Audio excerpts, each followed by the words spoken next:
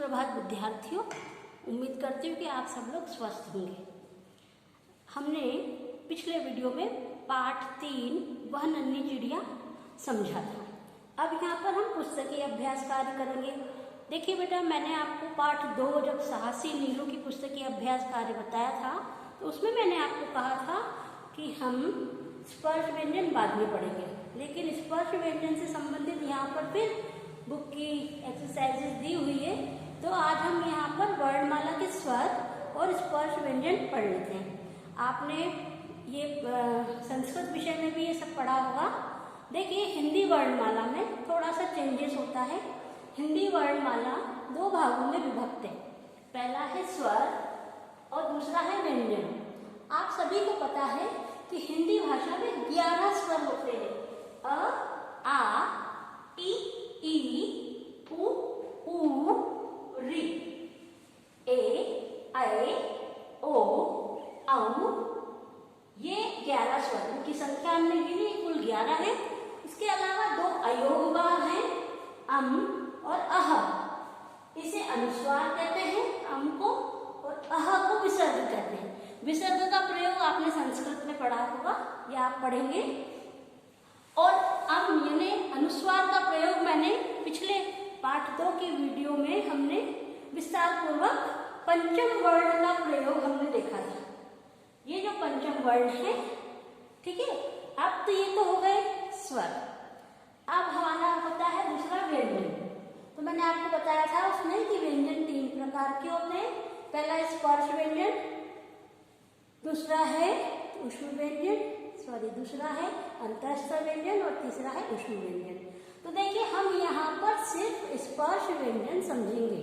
अभी हमारे पुस्तकीय अभ्यास कार्य के लिए हम सिर्फ स्पर्श व्यंजन समझेंगे। अब स्पर्श व्यंजन क्या है? देखिए, वर्णमाला हमारी बहुत वैज्ञानिक तरीके से बनी हुई है। स्पर्श व्यंजन अब जैसा नाम से विदित होता है कि जब हम इसका उच्चारण करते हैं या जब हम इसे बोलते हैं तो इसे उच्चारित करते समय हमारे जिह्वा है, क्योंकि उसी की मदद से हम बोलते हैं, तो हमारी जिह्वा जो है मुख के विभिन्न अंगों को स्पर्श करती है, छूती है। ठीक है, तो इसे हम क्या कहते हैं? स्पर्श व्यंजन कहते हैं। अब आपका जो स्पर्श व्यंजन है वो 5 वर्गों में विभाजित है। पहले वर्ग के पहले अक्षर को हमने पहला वर्ग बना दिया। क वर्ग, च वर्ग, ट वर्ग, त वर्ग और क वर्ग। अब देखिए, क वर्ग को उच्चारित कीजिए मेरे साथ। पूरे हम क वर्ग को उच्चारित करेंगे। बोलिए क, ख, ग, घ, अंग। एक बार फिर क, ख, ग, घ, अंग। आपने जब इसे उच्चारित करते समय आपने देखा होगा कि आपकी जिह्वा कहीं भी टच नहीं कर रही, तो इसका उच्चारण स्थान हमारा कंठ है। ये जो है कहाँ से आते हैं शब्द? कंठ से निकलते हैं, तो ये इनका उच्चारण स्थान है कंठ, और इस पूरे वर्ग को कहते हैं कंठव्य। अब देखिए, हम अगला वर्ग देखते हैं, च वर्ग। अब च वर्ग को आप फिर मेरे साथ उच्चारित कीजिए। च, छ, ज, झ, इय। अगेन च, छ, ज, झ, इय। कहाँ आपकी जिह्वा टच हो रही है? जहां आपके दांत के ऊपर के भाग है, दांत उसके बैक साइड में, उसे हम कहते हैं तालु। क्या कहते हैं? तालु। इसका उच्चारण स्थान है तालु। और ऐसे शब्दों को या इस पूरे वर्ग को कहते हैं तालव्य। ठीक है। अब हम अगला ट वर्ग लेते हैं। ट वर्ग को मेरे साथ फिर उच्चारित कीजिए आप।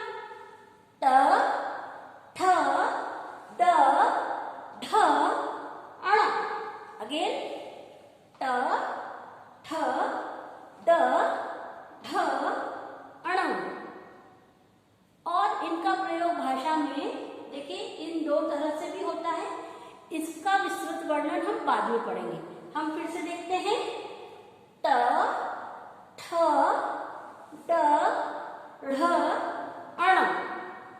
देखिए, आपकी जीवान ऐसे फोल्ड होती है और जहां पहले दांत के जस्ट ऊपर छू रही थी तालू में, उसके जस्ट बैक साइड को टच करती है। फिर से ट, ठ, ड, ढ, ण। ठीक है, उस जहां पर बैक साइड में जो टर्न करती है उससे कहते हैं, उस स्थान को कहते हैं मूर्धा, और इस पूरे वर्ग को, ट वर्ग को कहते हैं मूर्धन्य। ठीक, अब अगला ले लीजिए, त, थ, द, ध, न। मेरे साथ फिर से बोलिए, त, थ, द, ध, न। हमारी जिह्वा दांतों को टच करती है और दांत जो है आखिरी में जो आपस में टकराते, त, थ, द, ध और न। ठीक है, तो इसका उच्चारण स्थान दंत हो गया, और इस पूरे वर्ग को दंत भी कहते हैं। अब हम अंतिम देखेंगे, प वर्ग, प, फ, ब, भ, म। एक बार फिर मेरे साथ बोलिए आप भी, प, फ, ब, भ, म। अगेन, प, फ, ब, भ, म। आप खुद ही अनुभव करेंगे कि आप जब ये बोलते हैं तो आपके होंठ आपस में एक दूसरे से मिलते हैं। ऊपर और नीचे के जो होंठ हैं ये एक दूसरे से मिलते हैं। होंठ को संस्कृत में ओष्ठ कहते हैं, इसका उच्चारण स्थान ओष्ठ है, और इन शब्दों को हम, इस वर्ग को हम ओष्ठक भी कहते हैं। उम्मीद करती हूँ इतना आपको समझ में आ गया होगा। आप जब भी आपको समय मिले आप प्रयास करेंगे। अब हमने यहाँ ये सब क्यों लिया, तो देखिए आपकी जो पेज नंबर 22 पर बात भाषा की में ज और फ का प्रयोग दिया है, ज और फ। अब देखिए, क्योंकि हमारे यहाँ पर आगत ध्वनियाँ भी आती हैं हिंदी में, इसलिए मैं आपको ज और फ का डिफरेंस बताती हूँ। ये देखिए, च वर्ग में आता है ज, ये तालव्य है, लेकिन ये जब आगत ध्वनियाँ हैं उर्दू, अरबी, फारसी और इंग्लिश के शब्दों में यहाँ इस तरह से नुक्ते का प्रयोग होता है, इसे नुक्ता कहते हैं। ठीक है, उसी तरह ये फ है, यहाँ नुक्ते का प्रयोग होता है। तो इसको उच्चारण करने में क्या डिफरेंस है? जब साधारण भाषा में जब हम ज बोलते हैं तो हमारा एक तालव्य है, लेकिन जब ज बोलते हैं, ज, तो शीघ्रता से ऊष्मा घर्षण सहित हमारी जिह्वा से टकराती हुई बाहर निकलती है। ज बोलते हैं तो वो तालव्य है, तालू से टकराता है जब ज बोलते हैं तो, लेकिन जब ज बोलते हैं तो वहां पर क्या होता है, हमारी अंदर की जो श्वास है वो तेजी से बाहर जिह्वा से घर्षण करती हुई निकलती है। ज, ज, ज, ज। ठीक, उसी तरह फ है, अगर हम इसमें फ का उच्चारण करेंगे तो ओष्ठा है, फ, प, फ। ठीक, और इसका मतलब फ, हमारे होंठ मोस्टली आपस में नहीं टकराते और अंदर से तेजी से ऊष्मा बाहर निकलती। इतना परिवर्तन है, इसे बहुत ध्यानपूर्वक आप जब करने लगेंगे, पढ़ेंगे और ध्यानपूर्वक जब इसका उच्चारण करेंगे तो ये आपको समझ में आ जाएगा। अब मैंने आपको बताया था कि इन दो का प्रयोग हम देखेंगे कि ट वर्ग जो मूर्धन्य है, तो ड और ढ, इसमें क्या डिफरेंस है? तो मैं आपको यहाँ बताना चाहूंगी, जो अंतर है यहाँ मैं आपको बताना चाहूंगी क्या अंतर है। देखिए, हिंदी भाषा में इस तरह बिंदी लगे हुए शब्दों से कोई शब्द की शुरुआत नहीं होती। जब भी शब्द की शुरुआत होती है तो वो इन वर्णों से होती है। फॉर एग्जाम्पल देखिए, ढोल, एक शब्द है ढोल। ठीक है, ढोल है तो यहाँ बिंदी नहीं लगी, ढोल बोलेंगे, आपका जिह्वा उसी तरह से फोल्ड होगी और ऊपर को टच करेगी। लेकिन अगर इस को हम किसी शब्द के बीच में लाते हैं, पढ़ाई। जब हम ये पढ़ाई बोलते हैं तो जब हम ढ का उच्चारण करते हैं तो हमारी जिह्वा शीघ्रता से नीचे गिर जाती है। पढ़ाई।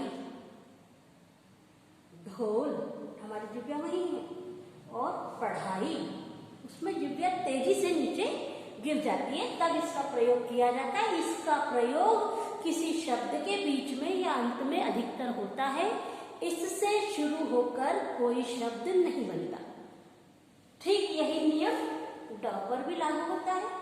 ठीक है, फॉर एग्जाम्पल हम कोई ऐसा शब्द ले लेते हैं, बड़ा, है ना। तो बड़ा जब लिखा है, देखिए यहाँ बिंदी का प्रयोग होगा।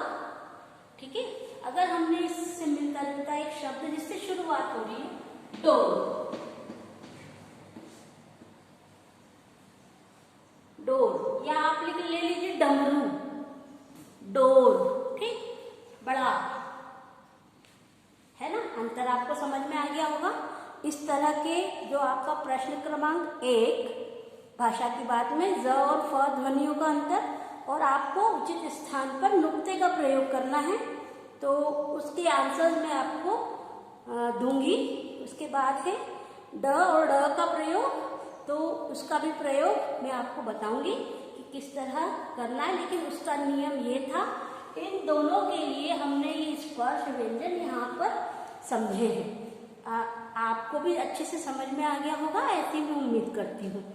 बाकी का अगले वीडियो में हम पार्ट 4 करेंगे। Thank you.